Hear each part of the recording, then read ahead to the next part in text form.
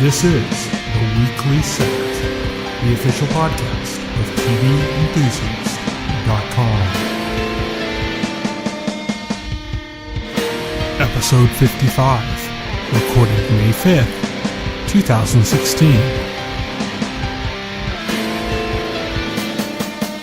Hello, everybody, and welcome to the Weekly Set. This is the official podcast of TVEnthusiast.com. I am your host for the evening. My name is Tyson. I am the editor-in-chief of TV Enthusiast. Joining me today, as always, is Will Rorig, our keeper of comment. Hello. So today we're going to be talking about just a few things. So last week we mentioned that we were going to be covering Peaky Blinders as a show, that we're going to watch through it one episode at a time, just so that we always have a topic in our back pocket to draw out. Yeah. So most of our conversation today is going to be about episode 1 of Peaky Blinders, but I also want to talk about a few other shows that popped up in the past week. So I'm going to start off, I checked out Houdini and Doyle. Now this is a show that, like, I remember the concept. I remember reporting on the concept for this show like over a year ago and then completely forgetting about it. I completely forgot about it, to be honest. It's about Harry Houdini and Sir Arthur Conan Doyle, Conan Doyle, of course, being the author of Sherlock Holmes, teaming up to solve crimes. This sounds awesome, actually. So I'm like, it's basically like the usual Fox setup. It's like interesting characters, team up to solve crime. Yeah, pretty much. So it's that same kind of format. So I said, okay, it kind of popped up like, I'm like, wait, this show's starting up. I haven't seen any advertisements for it. What's going on? I added it into our schedule, added it back into our spring preview, which I update frequently as like dates change or new information pops up. And so I'm like, okay, so I'm going to check this out and see what this is, if this is any good or not. Unfortunately, I think it kind of sucks. The format really, there's just, like Lucifer had a similar issue with the format of the whole, like, interesting character, team up to solve crimes kind of situation. That format, that structure is really bad. It's really annoying. But in Lucifer, at least, the character himself was kind of interesting, like entertaining. In Houdini and Doyle, not so much. Yeah, they didn't really represent either of them that well, Harry Houdini or Sir Arthur Conan Doyle. They're kind of doing this like man of science, man of faith thing, dividing up between them, with Harry Houdini being kind of like the man of science.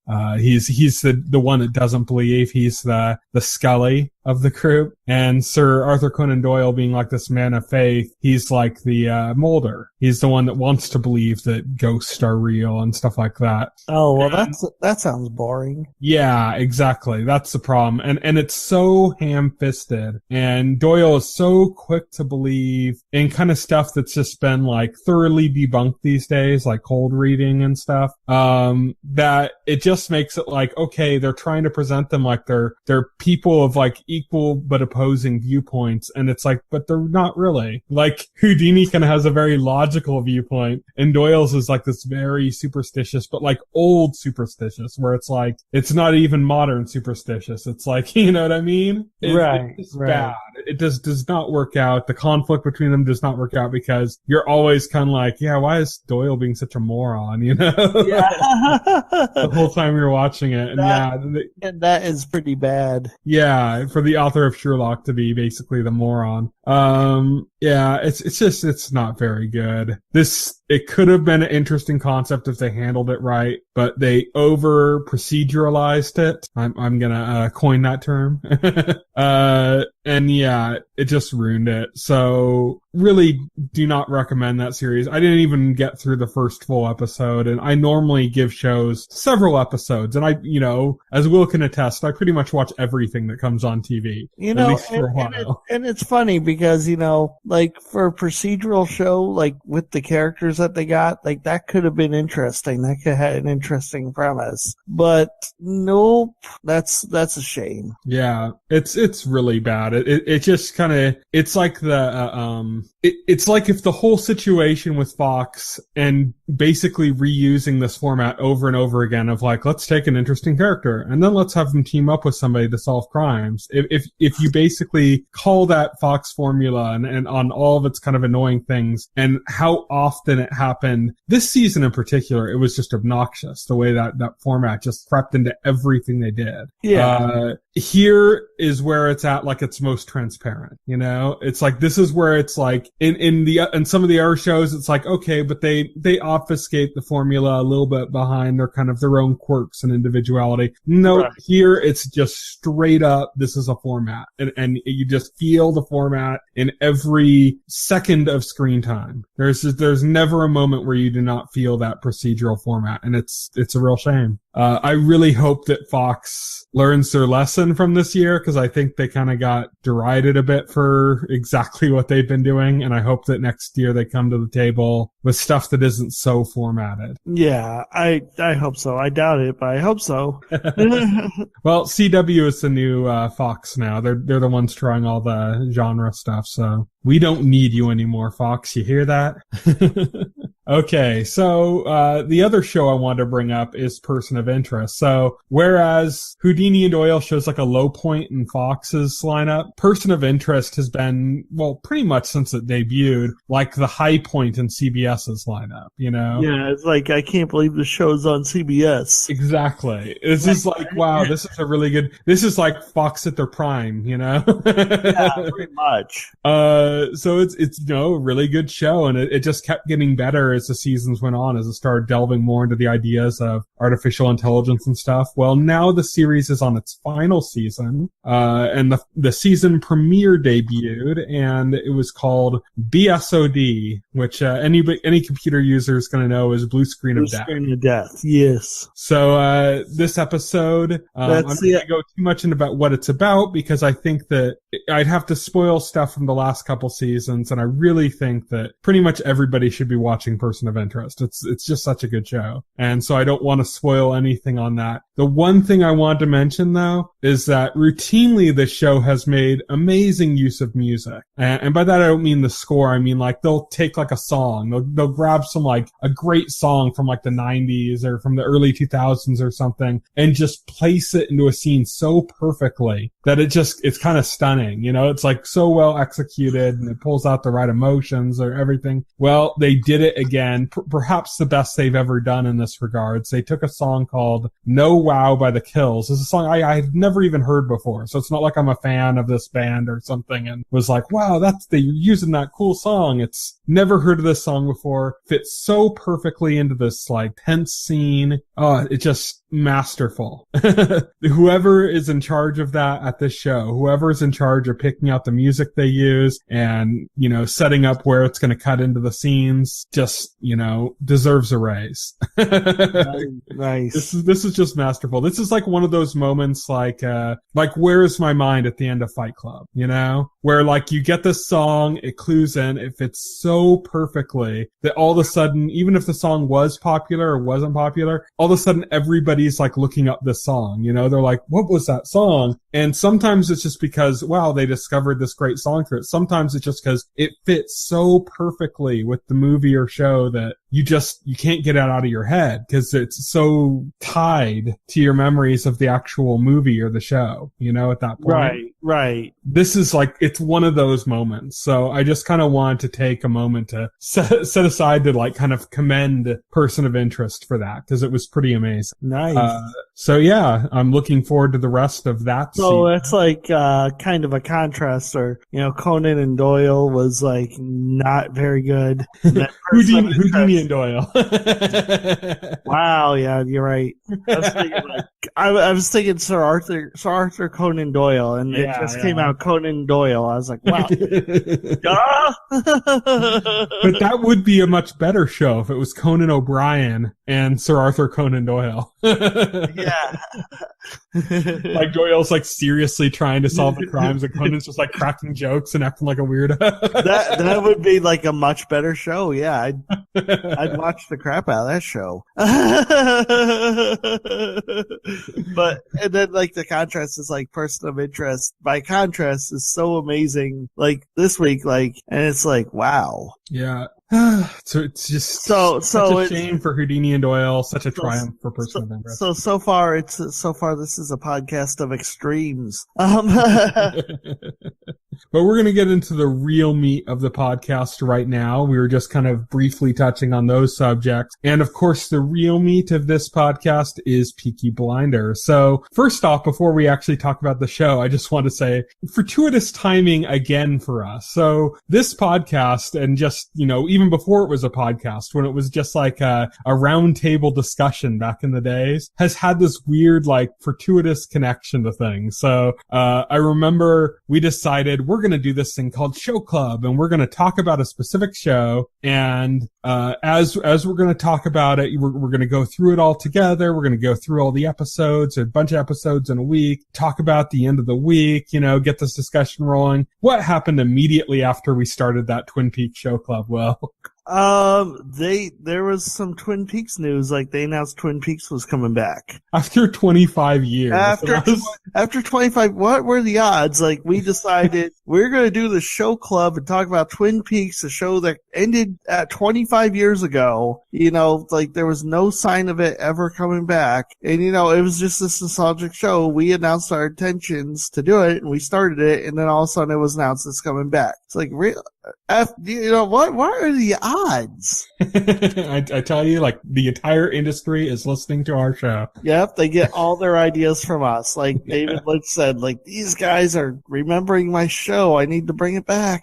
I was like, so with Peaky Blinders, it's not quite that big of a deal as far as that goes. But right after we decided that we were going to do this, it was announced that season 3 is coming out the end of this month on Netflix. So we just jumped in going like, okay, there's 2 seasons, about 12 episodes. So we'll watch, 12 episodes total. There's 6 episode seasons. We'll watch through one a week, and we have something in our back pocket. Immediately another 6 episodes are getting dumped on us. So, yeah, we're going to have Peaky Blinders in our back pocket for the next, 18 weeks, it looks like. So that's cool. But, let's talk about the actual show. So first off, this is based on like kind of a real trend in the late 1800s, early 1900s in England, where they had these youth gangs, in just different urban cities. So this show takes place in Birmingham, England, and it's based on one of those real gangs that was called the Peaky Blinder. The name comes from the hats that the characters wear. So when you watch the show, there's a pretty distinct hat style that everyone in this crew wears. Yeah, they wear these hats, and they also have like razors like hidden it. I don't know if like they're sewn into the hats or they're just hidden inside the hats. Yeah, so the hats can like double as like a weapon. Yep. So the hats are like a very important part of like their get up. So this show, did you ever watch what was it called?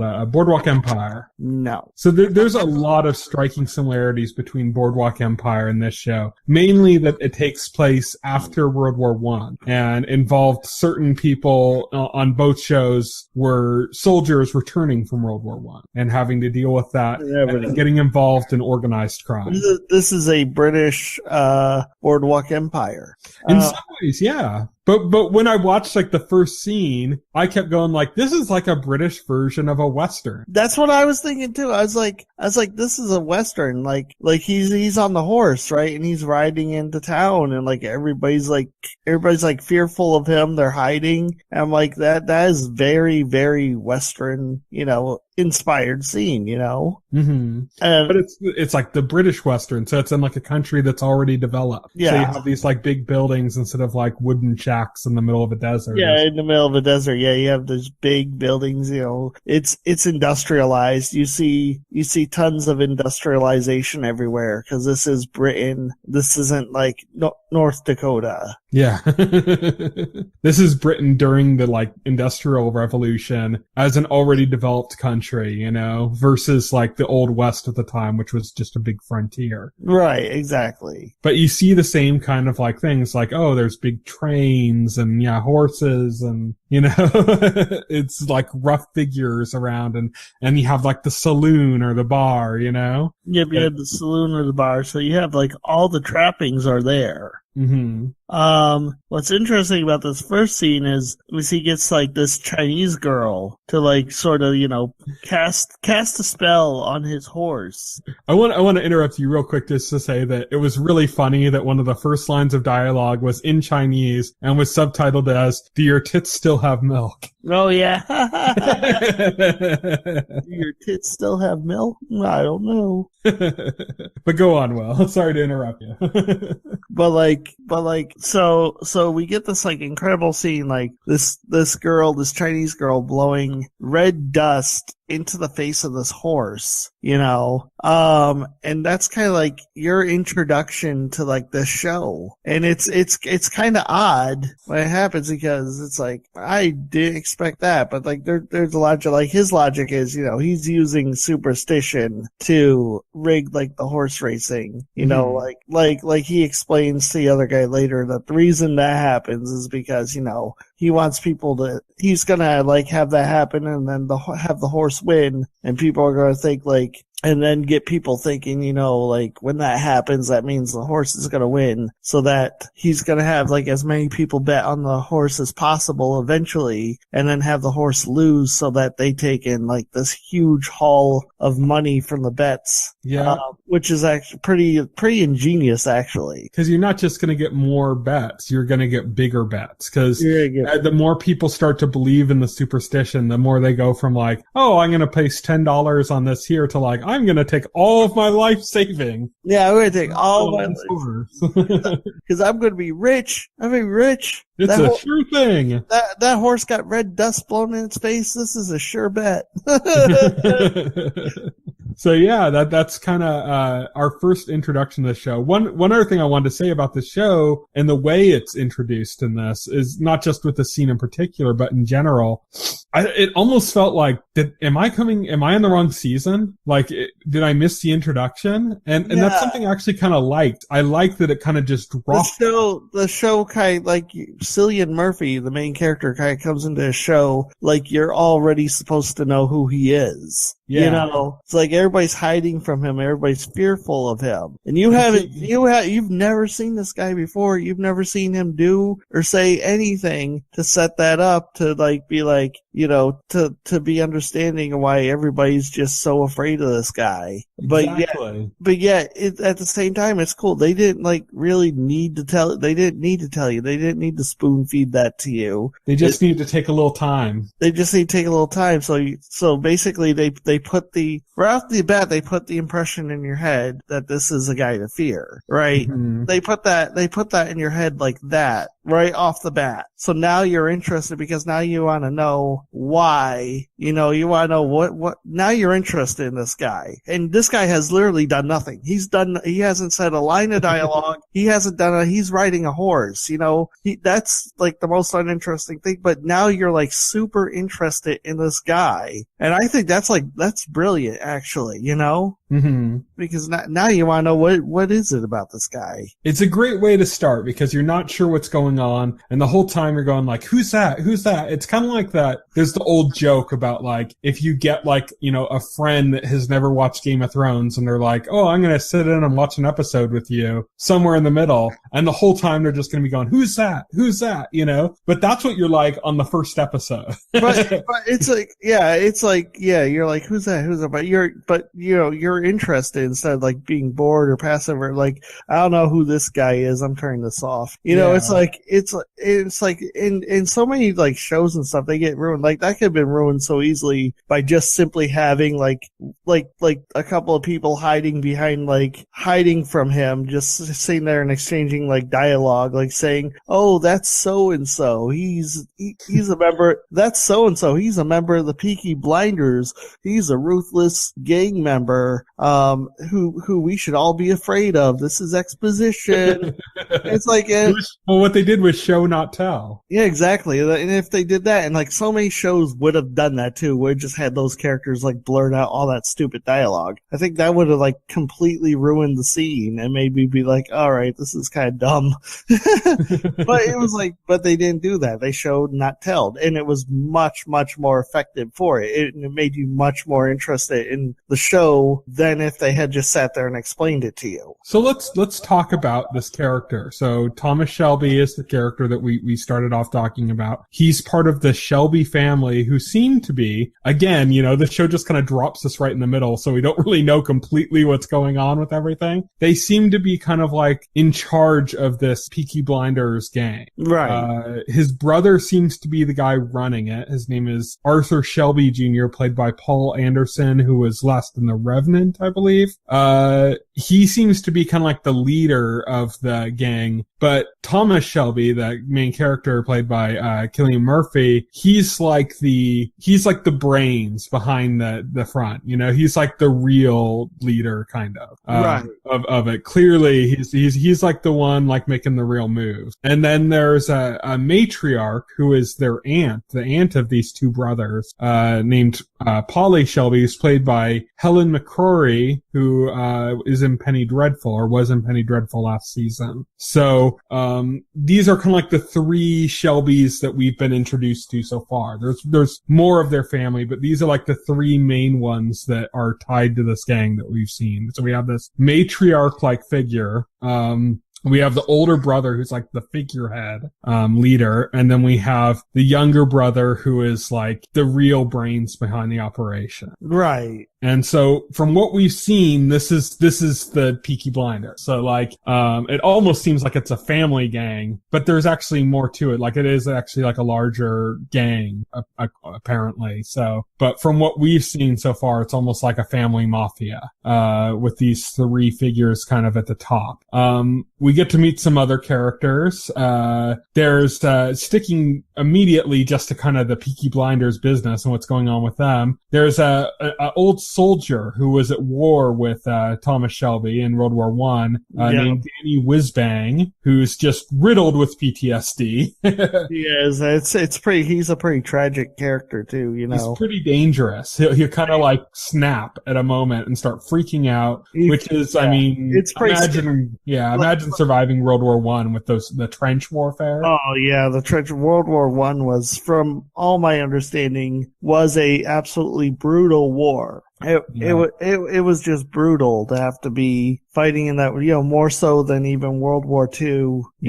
This was even, on that scale, it was, World War One was definitely a worse war. It wasn't as big in scope, but it was horrific in the practice of war, the trench warfare. The trench warfare, yeah. So this guy has horrific PSTD. And again, this is like the show kind of like drops you in the middle of it, because like this character is introduced through his PSTD, because he just comes into the scene like out of nowhere too. Like this is like totally out of left field. Like the scene's just finishing up, and then all of a sudden he comes into the scene and raging, and he's like throwing tables over, and and they're like, they have to restrain him and calm him down, and that is your introduction to this character. You don't see this character firsthand outside of like a raging fit. You're introduced to this character through that. Yeah. Yeah, and it's it's another thing where like that is powerful. Mm-hmm. That is way more powerful than just like, if the guy was like having a drink or something and had a few lines of dialogue, and then my name's Freddie Thorne and I have PTSD. My name's Danny Whizbang and I have PTSD. I have the PTSD. Next character's name. But no, I mean that's how, and that is powerful. Again, like I think like this show is very smart in how they introduce it, the different elements, how they introduce the characters. This show, so far for Weissing, this is a show that definitely likes to introduce you to its world through just like the world working the way it does, and not through like trying to explain to you what the world is or why it works. You're just like, it's like you're just looking into a window and seeing what's happening. Mm-hmm. Instead of having stuff explained to you so that you can just understand what's happening. You're not there for the start of the world. You're coming in the midst. Right. You're coming in the midst of it. So going back a little bit before Danny Whizbang burst into the bar, we have Thomas Shelby is talking to a character named Freddie Thorne, who is apparently an old war buddy of his. And Freddie Thorne is saying that there's some connection, something going on with Winston Churchill, and he's sending people out, something about a robbery, and they're both on this list. And you get the idea that these two are connected, but their relationship is kind of strenuous. Like it's not completely healthy between Freddie Thorne and Thomas Shelby. Freddie Thorne was introduced a little bit earlier. There was a scene where was like a union leader, basically. Seemed to be the union leader, trying to get a bunch of people to strike. Basically playing on the idea of like, all of you guys, you went to war. You were all at World War I. I was at World War I. Everybody, all these people that are making money off of you now, like profited off of your backs and your sacrifices. And now they're doing it again, as your employers. And trying to convince them to strike, you find out he's like a communist. He's kind of got he has more of a purpose behind what he's doing than just trying to like get better wages for these people or something. You know, he's got some kind of agenda. He's a somewhat dangerous person himself. He's like a revolutionary. And, he has this relationship with, Thomas Shelby and with, Danny Whizbang, the PTSD guy. And it was, Freddie and Thomas together that had to kind of subdue Danny and calm him down when he had his little freak out. Right. Yeah, the thing about the Winston Churchill thing, this comes in, this is like the big plot point for like the episode, well, the season basically, because this is like where all the forward momentum for the story is coming from. It's like, it's explained that, the Peaky Blinders were sent out to steal a couple motorcycles. They goofed up. They stole a shipment, but it wasn't the motorcycles. It was this huge shipment of like machine guns, ammunition, all kinds of weapons that was apparently bound for, I forgot, some African country. Yeah. And apparently, yeah. And, the government was sending those weapons and now they're gone. So now, there were rumors Winston Churchill was sending people in to investigate a crime of national significance. And well, this would be that crime of national significance, They basically took a weapon stash that belongs to the government. And so Sam Neill is called in by Winston Churchill himself, no less, to get to the bottom of it, get the guns back, take out the Peaky Blinders, the communists, whoever else might be involved with this. Yeah, there's kind of three possible forces that they're worried about. One is the Peaky Blinders, or just as they referred to them at one point, I think is just common criminals. Yep, common criminals. And there's the communist, and then the other group is the IRA, the Irish Republican Army, which is kind of the separatist group that is against England and wants Ireland to be free of England. Right. Which is a big thing in that time period. That was around the time, around the initial point of the Troubles, as they call them in Ireland, where they had, the terrorist group, which is sprung up from the IRA, attacking English groups and stuff, so. Yeah, so basically it's the IRA, the communists, and the Peaky Blinders that Sam Neill's character is after. And the first thing, the first thing he does, right, he goes to the local police station and all the cops are in there and he's like, well, you're all worse than the people, the criminals I'm after, the Peaky Blinders, because you're taking their money and you're disgracing the badge. And he's like, and I don't trust any of you. So immediately he presents himself as a true Boy Scout. Yeah, like a true Boy Scout. Like he's, he has a moral guideline, a moral objective, and he is dedicated to it. This is very similar to a character in Boardwalk Empire, by the way, who ended up kind of becoming some more criminal. Michael Shannon, I believe, played the character, who is also Zod in the last Superman movie. Yep. So, in Man of Steel, that's it. He played kind of a similar, like a real hardline kind of Boy Scout type character. In that story, he was like, it was part of Prohibition. In this story, it's like this direct objective from someone who would later become the Prime Minister, Winston Churchill. The Prime Minister of England, Winston Churchill. Not yet at that point. No, not obviously, not at that point. He's still he's a secretary. Yeah.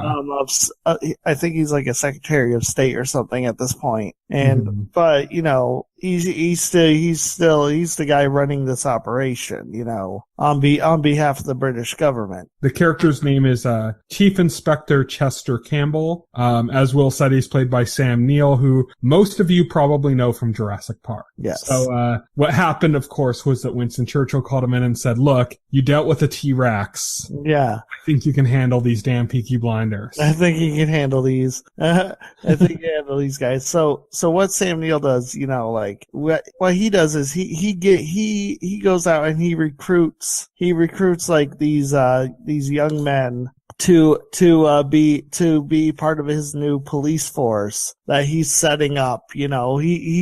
He gives these guys uniforms, and they're going to be loyal to him and his cause because he can't trust the local police to do what needs to be done. They're like a head cracker force, like Untouchables or something. Like the Untouchables. Yeah, like he's getting the Untouchables together. It's like, and the first thing they do is they go after the head of the Peaky Blinders, Arthur Shelby Jr. Shelby Jr. And he's at the theater, right? He's watching a movie, and they come in. And he's just confused because like the police are coming in and grabbing him, and like as far as he's like aware, the police are in his pocket, so he doesn't even know what's going on at first. Yeah. Until then he's taken back to be interrogated, and Sam Neill, basically reveals to him what exactly is going on. Pretty brutally to like Sam Neill doesn't pull any punches in the scene. Yeah, it's very much like an Untouchables like scene with him going like, "I'm the law and I have moral justification, so I'm gonna kick your ass until I make my point." Yeah, pretty much. But this causes an issue because I don't think that Arthur Shelby Jr. even knows about the fact that Thomas Shelby has those weapons. He doesn't. That's the thing. He just thinks that the guy's recruiting him to find the weapons as like what do you call it? Like a source, Yeah. He just wants, your ears on the ground of the street. You tell me what you hear. He doesn't realize that it's his brother that is basically what they're going after. Yeah, he doesn't realize. Yeah, they're basically going after his brother, and he's kind of like ignorant to this. So there's two things that kind of happen around this. One is that with everything kind of picking up and the police activity in town, Polly Shelby, the kind of matriarch leader of the group, talks to Thomas, the main character, Cillian Murphy's character, and says like, "Just tell me what the hell's going on. What is this all about?" And Thomas tells her about the weapons, and Polly's like, "Fucking get rid of them." This is an issue. This is a problem. Get rid of them. After Arthur Shelby Jr. Is taken, he's brought back. He tells Thomas about what happened, and he's like, I told them that I'd, put it to a vote with the family or something. Thomas, of course, being the one who took these guns, is like, okay, this means that these guns have some kind of value. And he decides that instead of dumping them like his aunt said, he's going to keep them. He just has to find a way to stash them, to hide them. Right. And this is what's going to create most of the probably conflict and drive of the season. Yeah, pretty much. Meanwhile, there's a new in the salon or bar where the Peaky Blinders frequent. Yeah, there's a new bartender, a new barmaid barmaid, yes, comes to work with them, named Grace. And she's quickly kind of getting accustomed to what it's like to live under Peaky Blinders rule. She is very pretty. She has a very pretty singing voice. She is great with the song.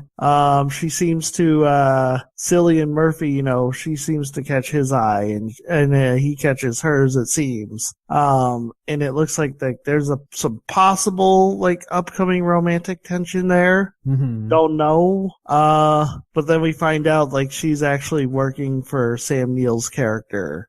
She's actually a spying on the Peaky Blinders, basically on their home turf. Mm-hmm. And not only is she spying, but she has a personal history going back to one of the groups that Sam Neill's character is investigating besides the Peaky Blinders, the IRA. The IRA, yeah, because the IRA killed her father. And raped her mother. No, I mean...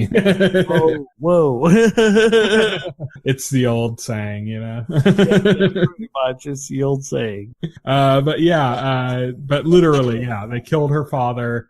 She's kind of got this, that when they're discussing the case, Sam Neill's like, what are the Peaky Blinders like? She's like, well, they're trouble, but I still think it's the IRA. And Sam Neill's like, well, clearly this is a personal issue for you. You have to put that aside. So this is going to be this kind of weird conflict issue because she wants it to be the IRA because she wants to bring holy hell upon the IRA.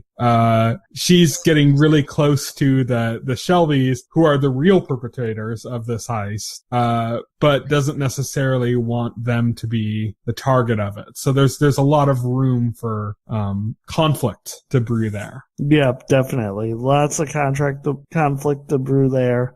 Definitely a lot going into the second episode of the rest of the season. So what are your thoughts on Peaky Blinders overall? Well, there's one more scene that we kind of didn't cover that I think is kind of important. And that is, what has to deal with Danny Whizbang, who during one of his PTSD outbursts kills a man. Oh, that's right. Yeah. He kills him. He's having an outburst. And this guy, he's a shop owner. I thought he was kind of dopey in the way he handled it. He's can I leave? And it's can't you see the guy's having an outburst or something and looking really unstable? I mean, why? I didn't know enough about PTSD back then. Yeah, I know. I'm just that guy looks unstable. I don't know why you would press the issue, dude. You're probably gonna get hurt. Don't do it. But he ends up killing a shop owner. Some Italian guys nearby. I got that just by reading about it in preparation for the podcast. Would have never known otherwise. These two guys happened to see. No, they mentioned at the end of the episode that they were the Italians. Oh, okay, that is true. That is the case then. Because of that, Thomas is put in a place where he has to basically kill. Yeah, he has to basically kill Whizbang, which was suggested that he do at the beginning of the episode when that character was first introduced. Yeah. Yeah. So he's put in this situation where, the Peaky Blinders, they get money, they get protection money because they're a mob. And in order to kind of keep business going, they have to kill this guy because he just killed a shop owner and it's just making the whole group look bad. So they have to do it. So, Thomas and Danny have a kind of an emotional moment where Danny fully realizes, yes, okay, I know I need to be put down. It's okay. And, Thomas is kind of a very touching scene. Yeah. And basically Danny's just make sure to take care of my family. Make sure you keep track of them and keep them safe and stuff. And so, yeah, he shoots him in the head and he falls right onto a boat, which is what they had planned to get rid of the body. The Italians see it. They nod their approval and take off. We think okay, he's killed his friend. This is kind of a sad scene. That turned out to be a little bit of subterfuge, though, because what actually happened was they were shells that were loaded with sheep spraying. Yep. And he didn't actually kill Danny. Of course, Danny thought he was being killed. Yeah, he didn't tell Danny what was going on, but no, he didn't. He doesn't kill Danny Whizbang, so Danny Whizbang lives to be in another episode.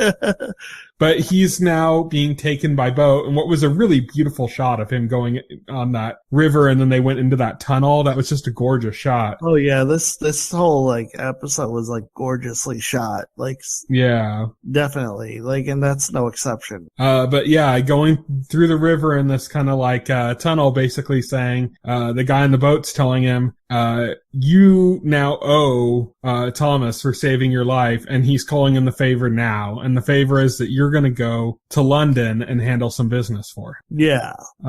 So that's what's going on there. So that's kind of more set up for, what's going on. I'm sure this is somewhat tied to the guns and how they're going to get rid of them, or whatever's going to happen along those lines. Yeah, definitely. It's going to be interesting to see what happens. So that's Peaky Blinders. And so to your question earlier about what I think about the show, gorgeously shot. I love the way it just dumped me right into it. I'm liking it. I was kind of like unsure at the beginning. I'm like, is this going to be one that we're going to keep watching, or is this going to be one that we're going to say, okay, we're going to pick a new show that we're going to watch every week? But as it went on, I started getting more and more invested in it, more and more interested. I really like Cillian Murphy's character. It again, talking about Boardwalk Empire, it kind of reminds me of I believe his name is Michael Pitt's character in that show.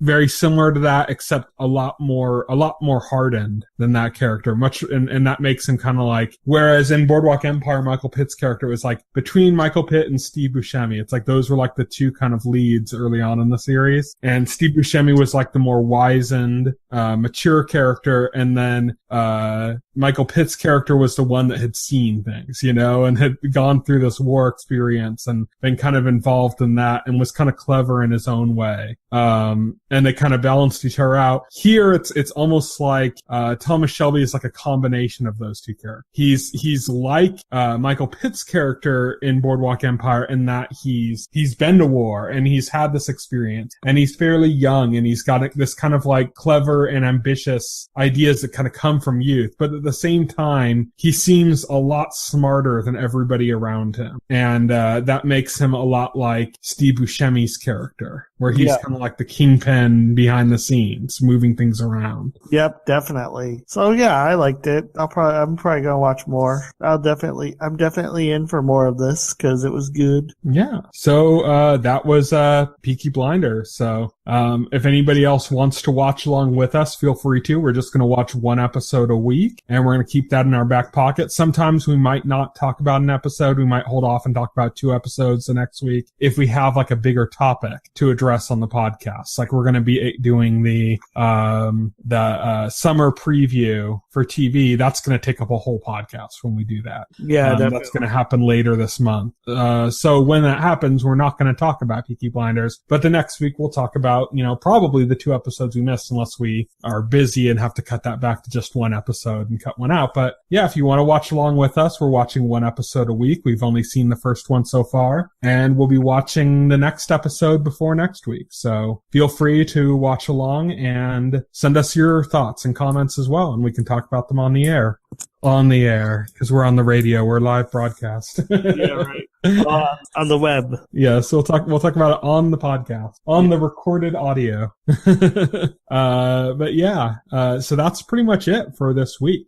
Thank you everybody for listening. This is the Weekly Set, the official podcast for TV Enthusiast. You can check out all of our podcast episodes on our YouTube channel, as well as our other shows, which includes TVE versus Marvel and DC, a show which is hosted by Will himself here, in which we talk about the Marvel and DC shows. So we're talking about Agents of S.H.I.E.L.D., Legends of Tomorrow, Arrow, and Flash. Currently, when one of the Netflix shows comes up, we talk about that. We talked about Agent Carter when that was on. So we kind of just talk about what's going on with those 2 kind of comic book universes on TV. And that's every week as well. We're also doing Game of Thrones videos where we talk about each individual episode of Game of Thrones, and we kind of dissect it in detail and talk about what's happening in each region with the different characters, what's going on. We show the maps on the video so you can see kind of where all the characters are, and we just kind of talk about what's going on with that, and we talk about where we think things are heading. So if you're interested in that, if you like Game of Thrones and you want to kind of watch us dissect it and watch along with us, you can check that out as well. We also have a new show, which we put up every Friday, which just basically goes over some of the headlines. It's a fairly short show. It's about five minutes an episode. So you can check that out as well. All of that content can be linked directly on our website, TVEnthusiast.com, or through our YouTube channel. You can check it out either way. Our website actually has more content though as well, because it'll have our written stories. So yeah, check that out, TVEnthusiast.com. Thank you everybody for listening tonight. I'm Tyson. I was your host, and Will joined me today. Hello. So, have a good night. Good night.